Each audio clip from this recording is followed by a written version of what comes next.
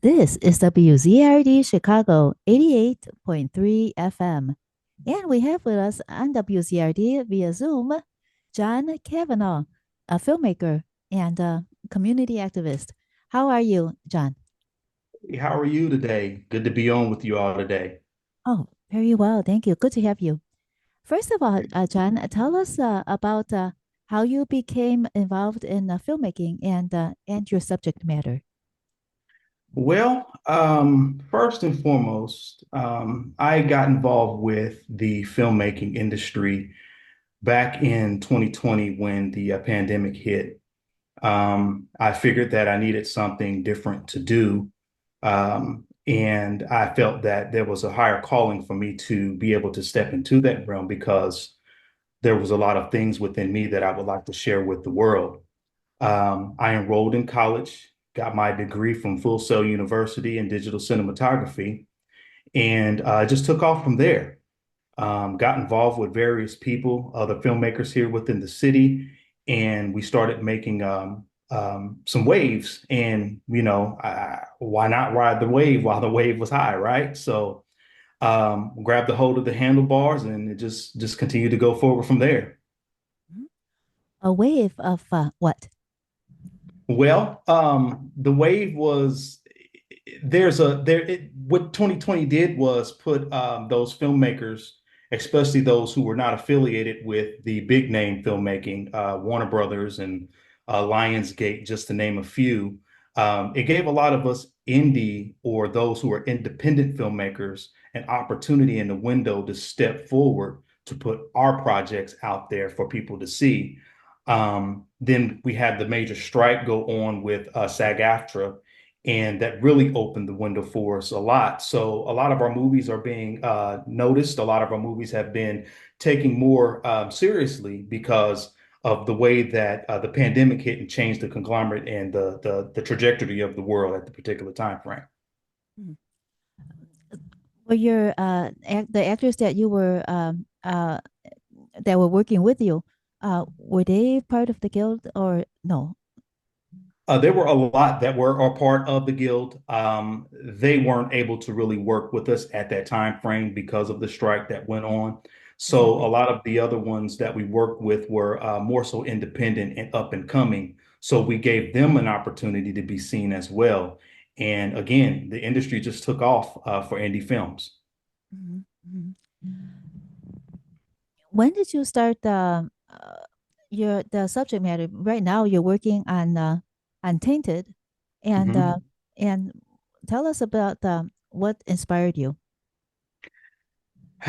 My inspiration comes from I have three sons, and there's nothing more for me in the world is to leave my son something um, that they can be able to grab a handle to later on down the line when it's my turn to take a seat.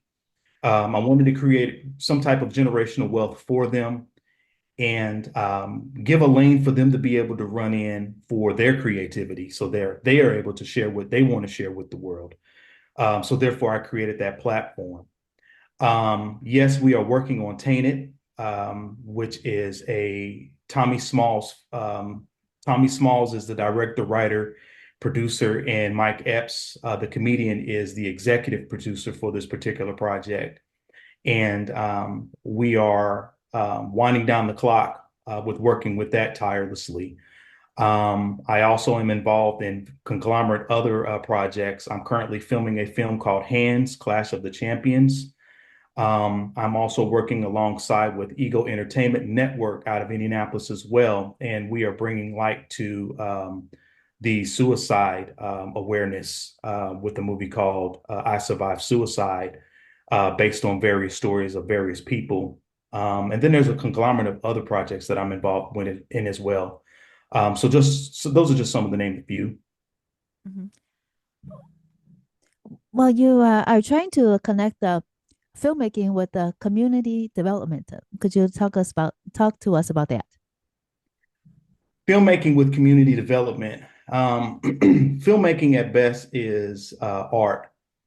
And I know that there are a lot of people who are trying to find something to connect with.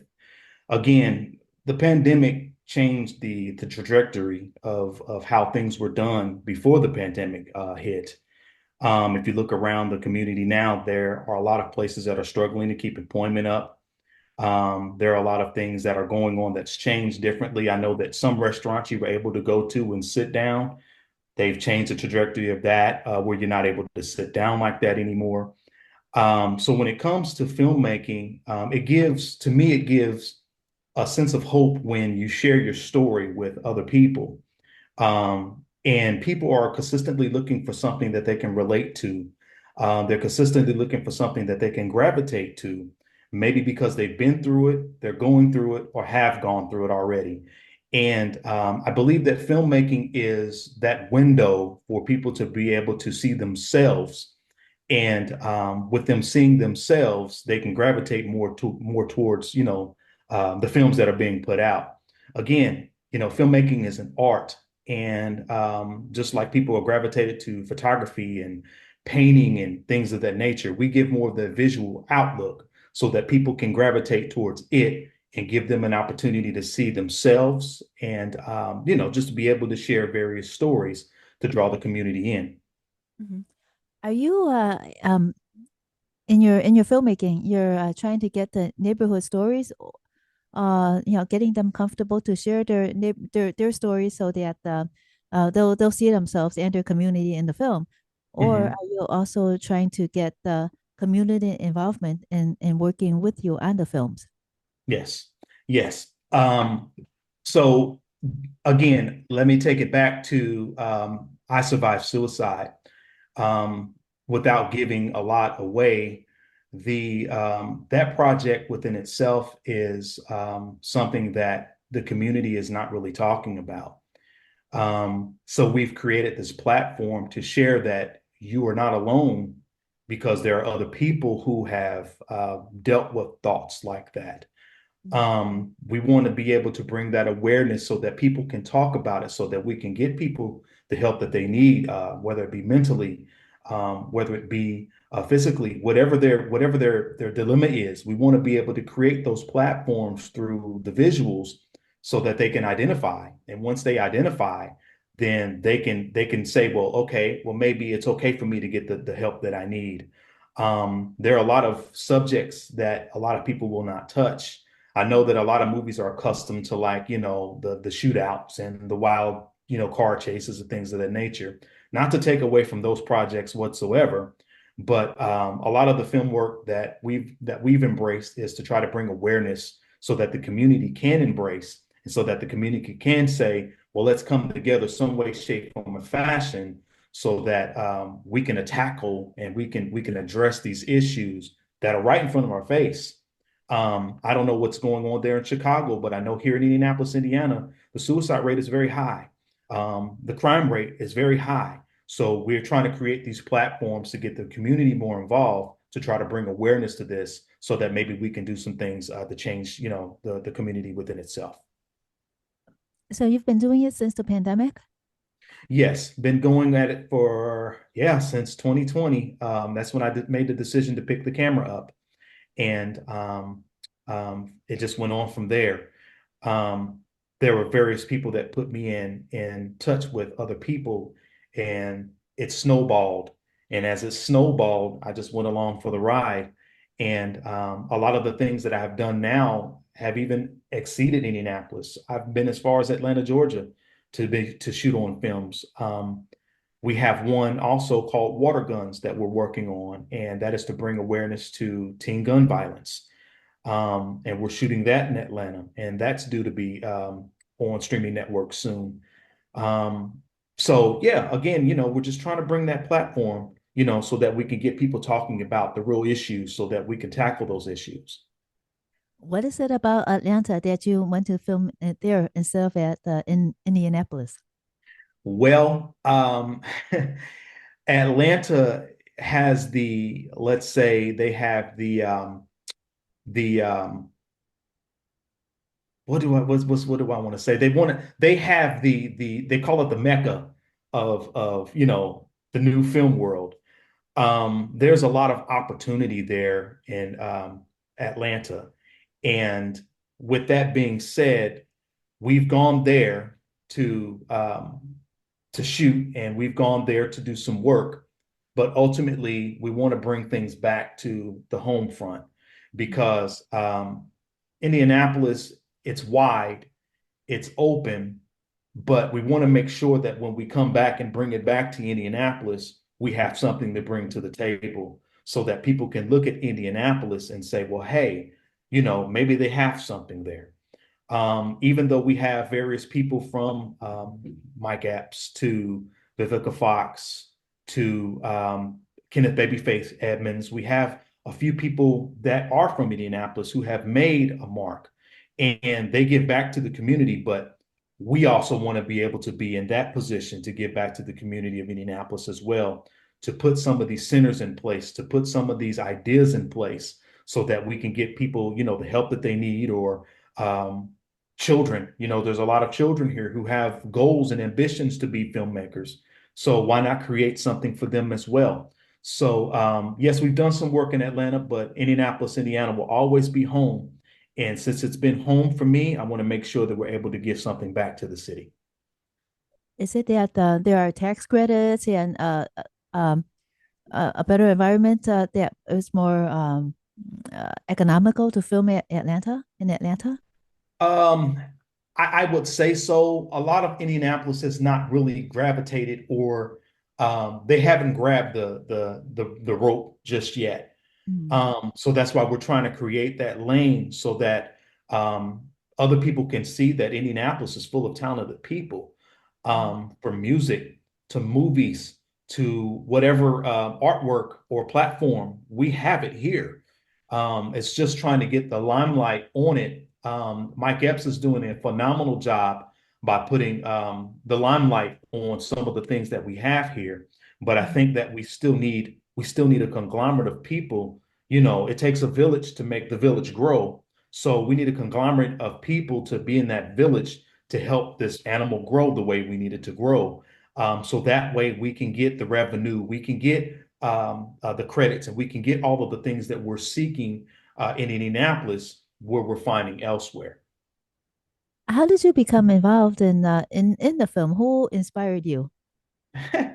Who inspired me? When I was a kid, my mother had gotten me involved in, I did commercials and things of that nature as a child. Mm. I guess I can say it never really left me.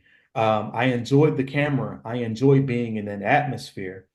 It was just something that I wanted to do to make a change because it was no longer about me. Now it's about my sons.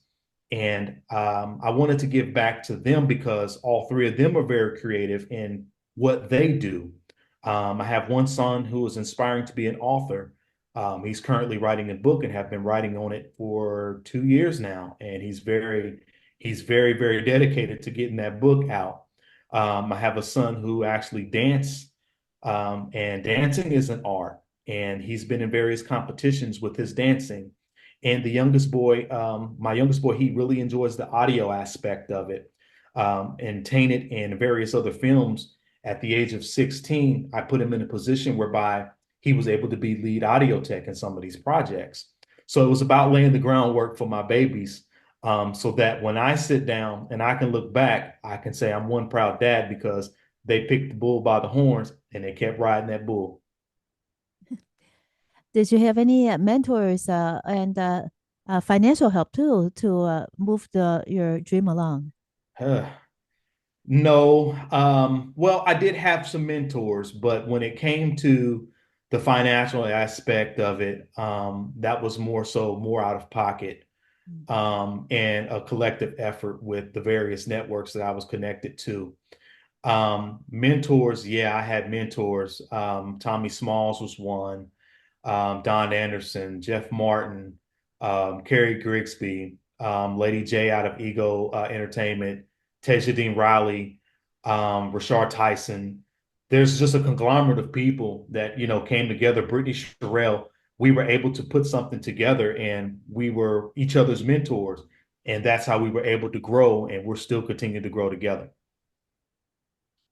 How do you decide on projects? Do you see that things are wrong, or do people come to you and then you find out about it through through maybe your fans or friends? Well, I'm going to be honest with you. I get a lot of phone calls.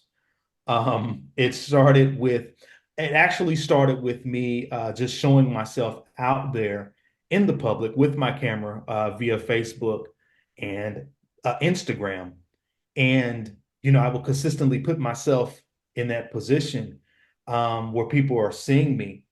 And when people saw me, a lot of people, hey, I'm inquisitive. I'm inquisitive.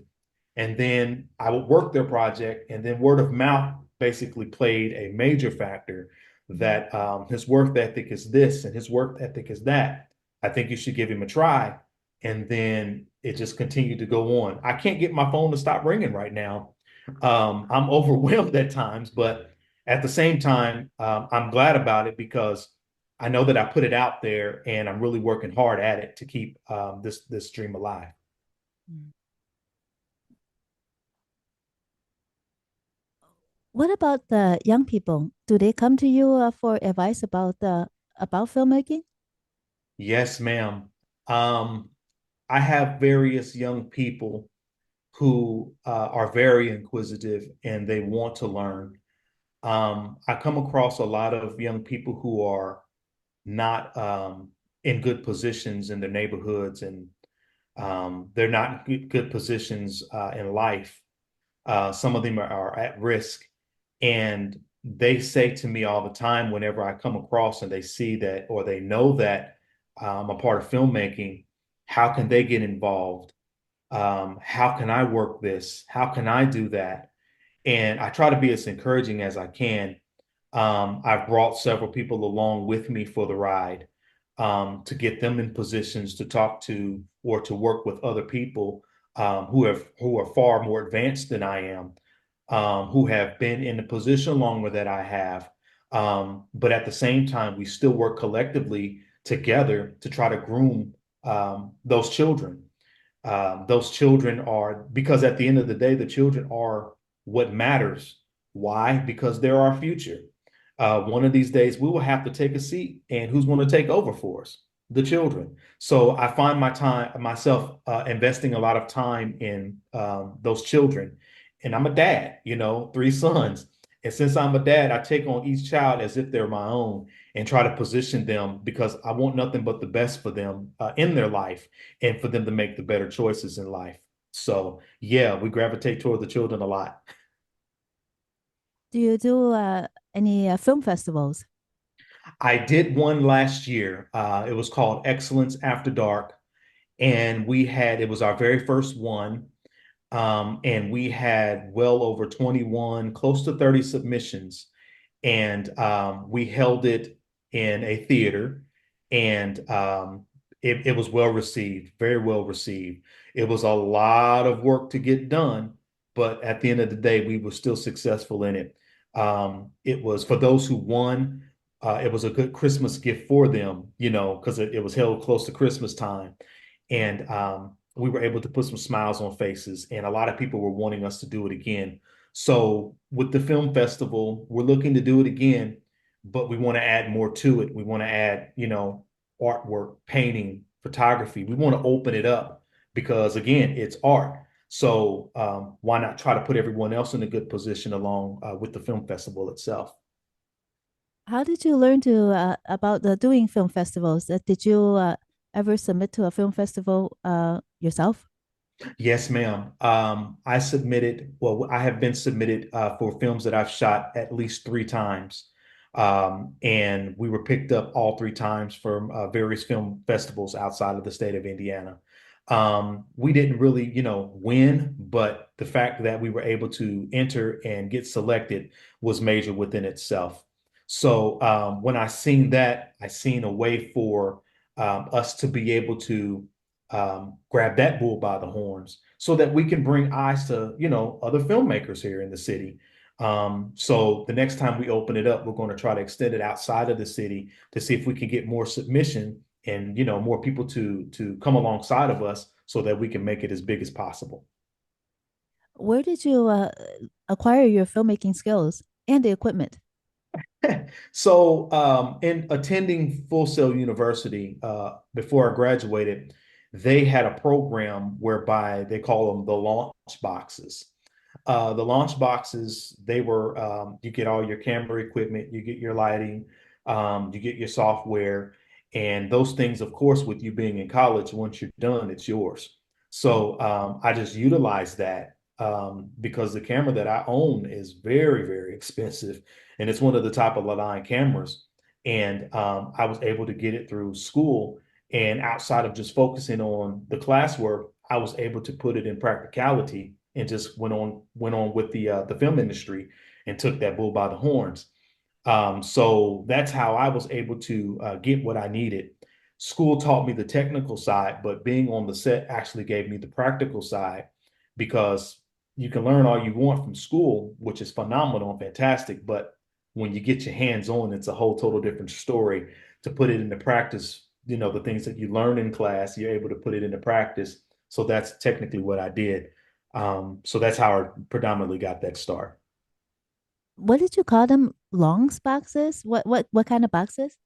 Launch boxes. Launch So boxes. yeah, launch boxes. Yes, ma'am. So what they do is, at Full Sail, for any student that's in either audio or filmmaking or even video game creation, they send you the equipment to get you the start that you need.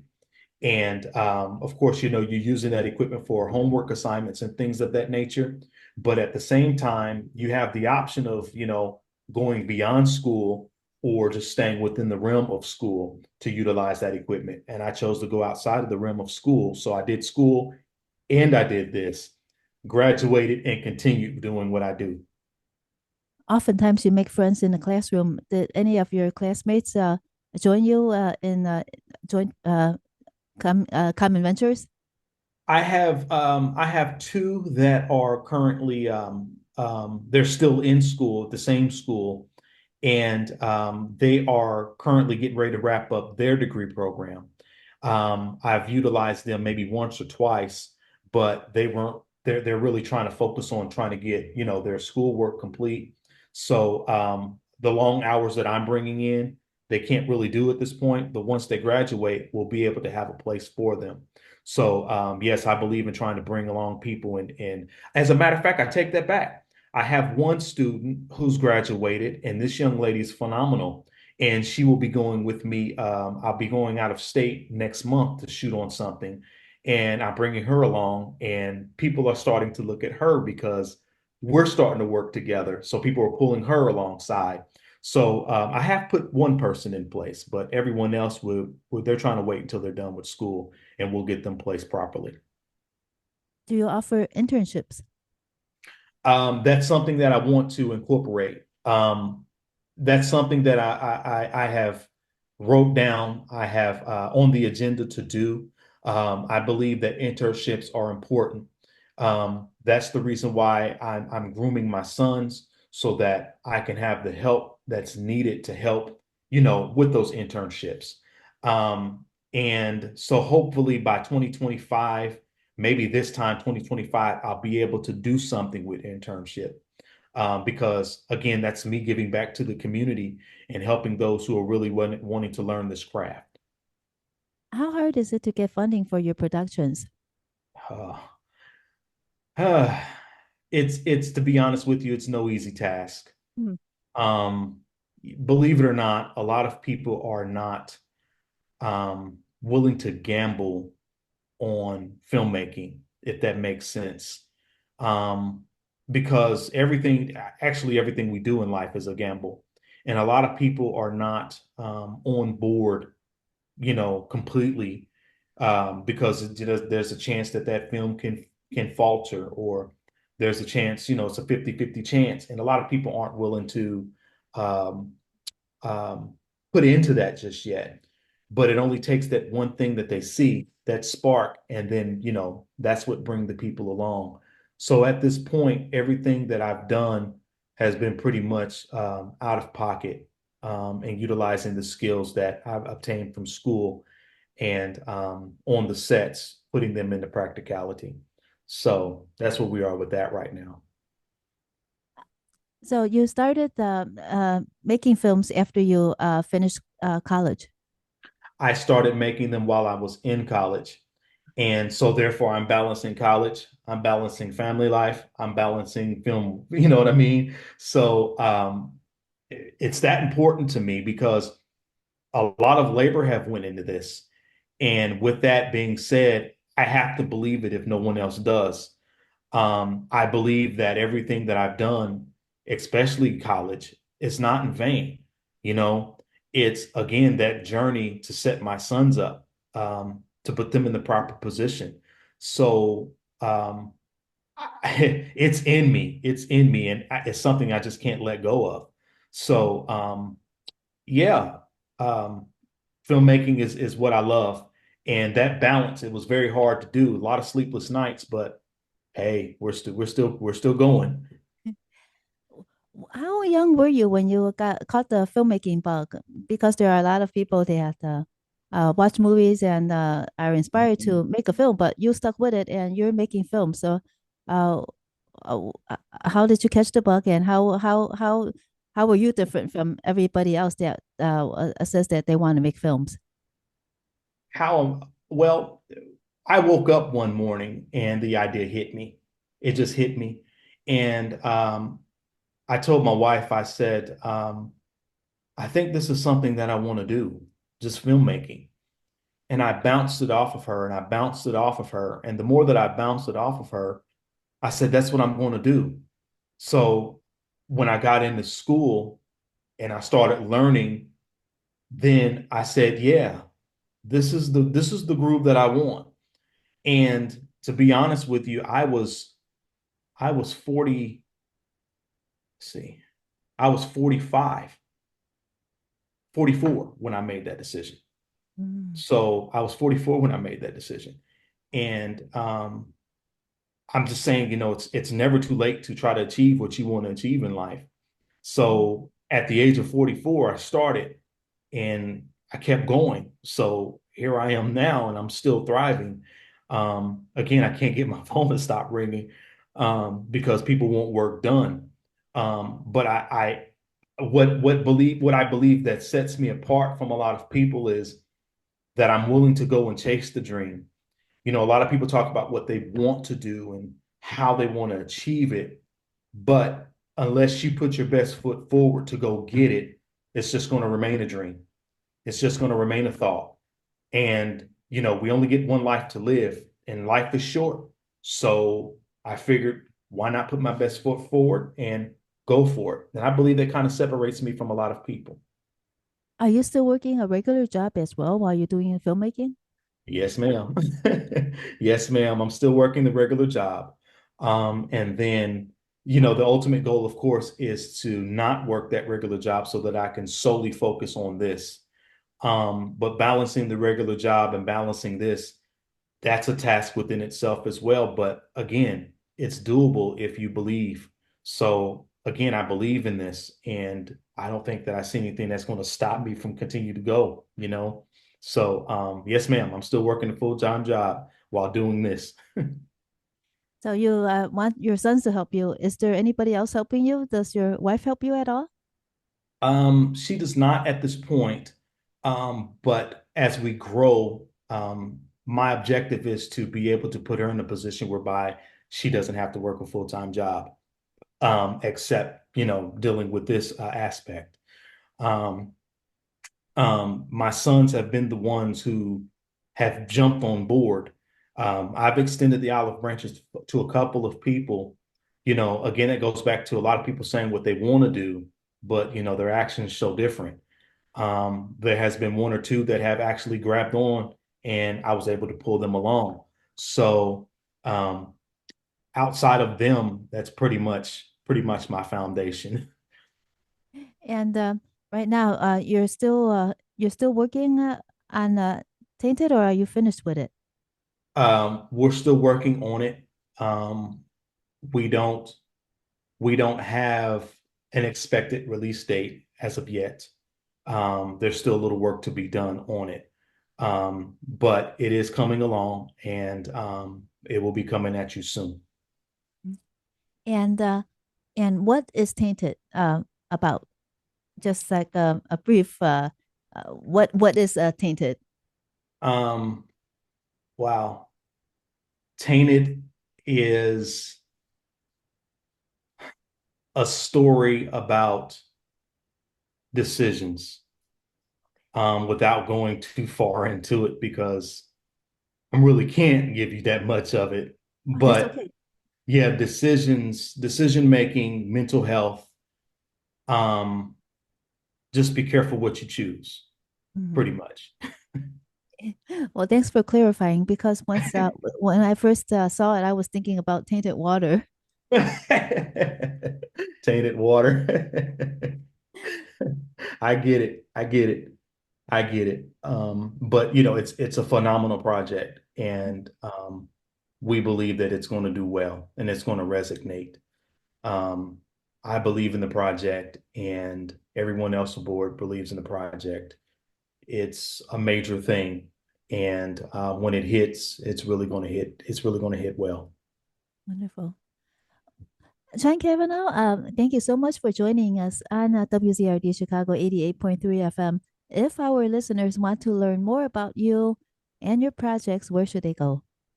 You can follow me on Facebook. I'm under Jay Trey Club TRECLUBCCEE